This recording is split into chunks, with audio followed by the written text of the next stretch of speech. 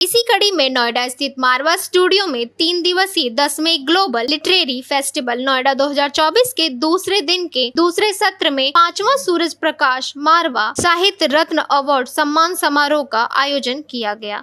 भारतीय संस्कृति के अनुसार द्वीप प्रज्वलन और गणेश वंदना के साथ कार्यक्रम की शुरुआत की गई।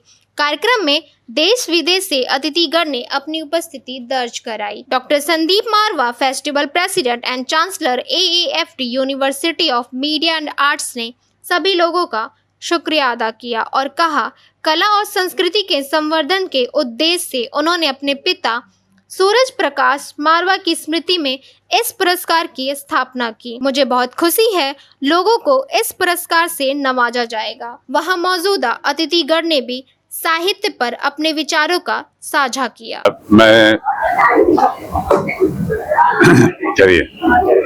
10वें ग्लोबल लिटरेरी फेस्टिवल के दूसरे दिन का ये बहुत ही महत्वपूर्ण कार्यक्रम था, जहां हमने सूरज प्रकाश मारवा साहित्य रत्न अवार्ड से 10 लोगों को सम्मानित किया है।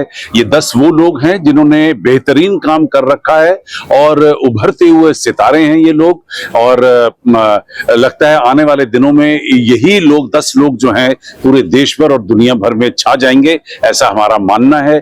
इसमें कुछ ऐसे भी लोग हैं जिन्होंने 20, 25, 30 किताबें लिख डाली हैं, लेकिन फिर भी शायद कहीं ना कहीं लोगों ने उन्हें भूला है, उन्हें पढ़ के भी भूल गए हैं कि उन्हें भी सम्मानित किया जाना चाहिए।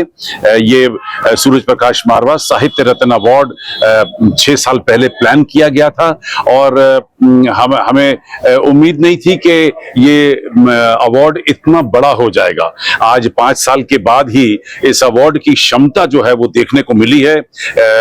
हॉल जो है वो चकाचक भरा हुआ था, तालियों की गूंज से सारा आसमान जो है वो एक नई महक पैदा कर रहा था और लोगों में उत्साह था, जोश था।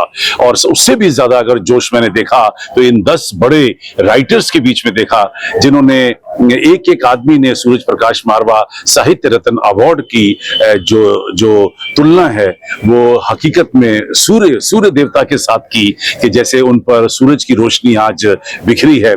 मैं विभोर उठा हूं, बहुत खुश हूं आज के इस कार्यक्रम से। मुझे उम्मीद है कि आने वाले दिनों में ये अवार्ड इससे भी ज्यादा अपनी गरिमा पैदा करेगा। सौभाग्य है कि मैं राइटर्स एसोसिएशन ऑफ इंडिया का अध्यक्ष भी हूं, जिसमें 2000 से भी ज्यादा राइटर देश और विदेश से जुड़े हुए हैं। इसमें एक बोर्ड तैयार किया जाता है चर्चित राइटर्स का, जो अटल बिहारी वाजपेयी नेशनल अवार्ड से सम्मानित हुए हैं या पद्मश्री या पद्म विभूषण से सम्मानित हुए हैं, या जो एक अच्छे मकाम को, लाइफ टाइम अचीवमेंट जैसे मकाम को हासिल कर चुके हैं।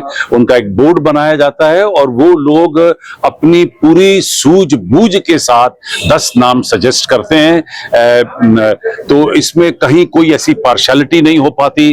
अगर कोई एक नाम सजेस्ट करता है तो बाकी 9 उस नाम के ऊपर तहकीकात करते हैं, उनके काम को देखते हैं, उनसे प्रोफाइल मंगाया जाता है, और जब वो देख लेते हैं कि ये वाकई एक उच्च कोटि के अवार्ड देने के लायक है, तब उन्हें आज के इस शुभ अवसर पर बुलाकर मान और सम्मान के साथ सूरज प्रकाश मारवा साहित्य रत्न अवार्ड दिया जाता है। It's a beautiful ceremony here today. I know it was the second day out of 3, and I was very fortunate and honored to have participated in it. We have a long history with Marwa Studios from the High Commission of Cyprus.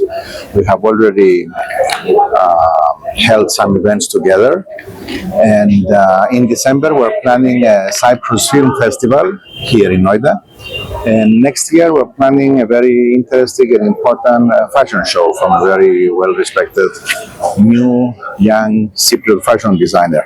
So I look forward to coming back and enjoying the presence of all the students and the wonder that is Marwah studios. मेरा नाम इंद्रजीत शर्मा है, मैं New York में रहता हूँ। अंतर्राष्ट्रीय हिंदी समिति में मैं डायरेक्टर हूँ। मारवा साहब को मैं बहुत बहुत शुभकामनाएं देना चाहता हूँ कि विश्व भर से लोगों को यहाँ इनवाइट करके इतना बड़ा आयोजन किया है, उनको बहुत बहुत शुभकामनाएं।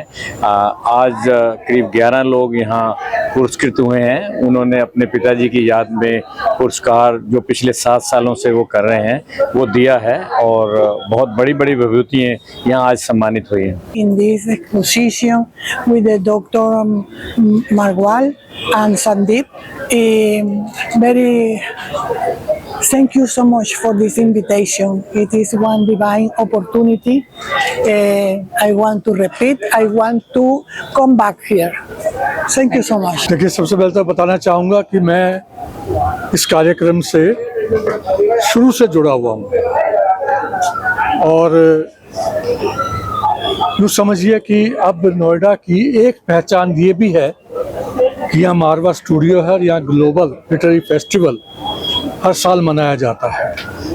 इस ग्लोबल लिटरेरी फेस्टिवल की एक सबसे बड़ी खूबी ये है, आप सब जानते हैं कि लिटरेरी फेस्टिवल पूरे देश में जगह जगह मनाए जाते हैं, बहुत सारी संस्थाएं हैं, लेकिन इसकी एक विशेषता ये है कि इसमें बहुत ही खुलापन है। इसमें सब तरह के लोगों को यहाँ पर आमंत्रित किया जाता है, कोई भेदभाव नहीं है।